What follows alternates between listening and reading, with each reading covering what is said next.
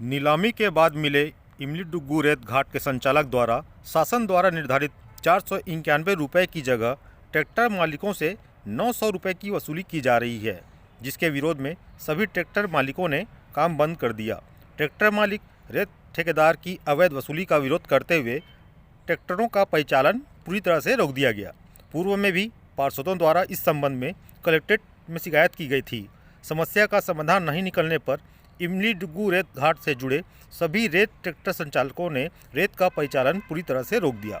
आपसी समझौते के तहत ठेकेदार के सुपरवाइजर सूरज टांडेकर द्वारा शासन द्वारा निर्धारित रॉयल्टी पर ही रेत विक्रय पर सहमति जताई गई। बहरहाल देखना होगा कि आपसी समझौते की यह नींव कितनी मजबूत है और दोनों पक्ष कब तक इस पर कायम रहेंगे। सीजी बुलेटिन के लिए राकेश राजपूत की रिपोर्ट।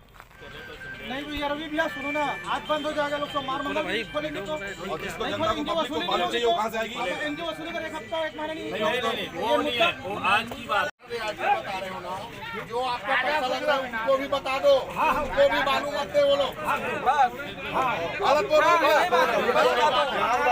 बोलोगे ना तो मैं भी बोलने लग जाऊंगा, हम लोग भी सहयोग करेंगे। हम लोग 20 अक्टूबर से 491 रुपया गवर्नमेंट ने निर्धारित किया लोडिंग करके। वो पैसा ये लोग ले रहे हैं 900 रुपये लोडिंग समेत। 200 रुपये हम लेबरों का देते हैं, 700 ये लेते हैं। अगर अपन 700 नहीं देते हैं तो इनका कहना है कि आपका ट्रैक्टर चलने नहीं दिया जाएगा, आपका ट्रैक्टर नहीं चलेगा और हमारे को ऊपर तक पैसे पहुंचाने पड़ते हैं। वो हम लोग कहाँ से मैनेज करेंगे? और अधिकारियों को कंप्लेंट डालो तो वो अभी तभी करके आते ही नहीं वो लोग।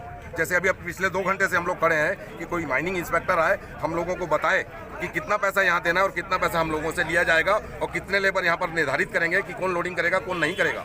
अभी आप लोगों के बीच इतनी बड़ी वार्ता हुई, उसमें क्या सहमति बनी है, किस पे माने आप? हमारे ट्रैक्टर वाले भाइयों ने कहा है कि 491 में हमको लोडिंग हमारा लेबर लगता है तो 291 रुपये जो गवर्नमेंट का रेट निर्धारित है वो पैसा ये ले। और हम शासन प्रशासन से यही चाहेंगे कि कुछ अपने प्रतिनिधि यहाँ छोड़ दे ताकि किसी भी प्रकार की अप्रिय घटना ना हो, न किसी प्रकार का उल्टा सीधा काम होया। भैया हमन 2-3 दिन पहले हमन कलेक्टर ऑफिस में एक आवेदन दे रहे हैं कि भाई इमली-डुग्गू जो रेत खदान है वहाँ सरकारी रेट ले ज़्यादा जो खदान ला चलाते ठेकेदार उमन ज़्यादा वसूलत रही हैं। जैसे एक ट्रैक्टर के रेट है लोड करके 491 रुपया, ओला एमन रॉयल्टी के रूप में 700 रुपये लेते रही हैं और ट्रैक्टर वाला मल्ला 200 रुपया एक्स्ट्रा पड़त इसे। तो कई बार आके समझाइश भी कर रहे हैं, नहीं मानत इसे।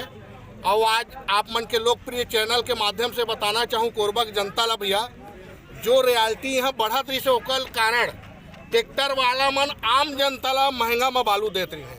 मतलब एक अगर जनता बालू लेते एक ट्रैक्टर तो कम से कम होला 300 से 400 के भार आत रही से। और आज हम 4-5 पार्षद वार्ड नंबर 8 के, वार्ड नंबर 10 के, 7 के, 3 नंबर वार्ड के और आप मन के 9 नंबर वार्ड के सब पार्षद आए हैं। और एक हमन आवेदन के हिसाब से नियमता ठेकेदार के आदमी समझाए हैं, वो मान गए हैं कि 491 रुपया में मैं रॉयल्टी काट के बालू दूँ। और मोर जो पुराना बिल है वो बकाया बिल है, ओला जो ट्रैक्टर वाला मन करा है ओला मोला पैसा ला दे देवा कहा थे वहाँ। धन्यवाद। आपका परिचय दे देंगे? हाँ, मेरा नाम सूरज टांडेकर है, मैं यहाँ से सुपरवाइज़र हूँ। विगत पिछले साल की घटना थी, 483 रुपये के हिसाब से जो प्रशासन के तरफ से रेट शेड्यूल आया था वो रेट चल रहा था। उसके बाद दूसरे सीजन में ये रेट बढ़ के 491 रुपये हो गया था। उसके बाद हमारे द्वारा ये टीम निर्धारित की गई है 12 से 18 लोगों की, लेकिन अभी तत्काल स्थिति में 12 लोग हैं जो लोडिंग पॉइंट पे आते हैं। लेकिन ट्रैक्टर वालों को कहना है कि भैया हमारा ट्रिप मार खाएगा। ऐसे में पिछले बार हम लोग मशीन की सुविधा रखे थे तो मशीन के द्वारा सब लोडिंग होके निकल के जा रहा था, लेकिन इस बार कलेक्ट्रेट से कोई आदेश ही नहीं आया है, इसलिए मैनुअल लोडिंग किया गया है। तो मैनुअल लोडिंग में जितने मजदूर हैं उनके द्वारा भरा जाता है और ट्रैक्टर वालों का ट्रिप मार खाता है, उस स्थिति में ये लोग खुद अपने ही लेबर रखे हुए हैं। और पिछले साल से और इस साल की स्थिति में लगभग सम्मान के नाम पे आज आ रहे हैं कल आ रहे हैं बोल के हमारा 7 लाख रुपए बकाया राशि है, और उसके कारण हम लोग रॉयल्टी भी नहीं खरीद पा रहे हैं, क्योंकि माइनिंग में जाते हैं वहाँ कैश हम लोग को चालान पटाना पड़ता है।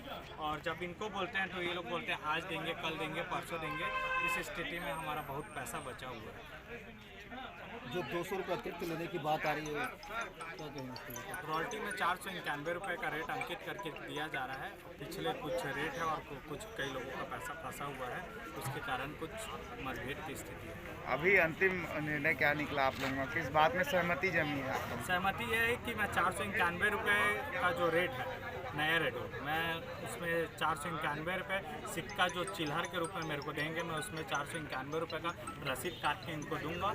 और साथ में लेकिन जो हमारा बकाया राशि है, मैं 2 दिन घाट बंद रखने के बाद जो मेरा बकाया राशि है उनको मैं क्लियर करके ही कैश टू कैश करके इनको ट्रैक्टर को अंदर। लोडिंग की क्या स्थिति रहेगी? हम लोडिंग आप करेंगे कि ट्रैक्टर वाले खुद करेंगे? मेरे पास टीम निर्धारित है, निर्धारित टीम करेंगे। लेकिन इनका कहना है कई लोगों का जो मेरे से बीच में चर्चा किए थे कि भैया अगर आप लोग ऐसा लोडिंग करके दोगे तो ऐसे में हमको नुकसान होगा, हमारा ट्रिप नहीं पड़ पाएगा। और मेरा कहना है कि अगर मैं हर 200 गाड़ी और हर 200 गाड़ी के पीछे मैं 3-3 आदमी अगर निर्धारित करता हूँ तो मेरे को बहुत ज़्यादा ही नुकसान होने का है। इससे पहले भी लोडिंग की व्यवस्था जब हमारे द्वारा की गई थी तो मशीन लोडिंग थी, मशीन द्वारा ट्रैक्टरों को लोडिंग करके दिया जाता था।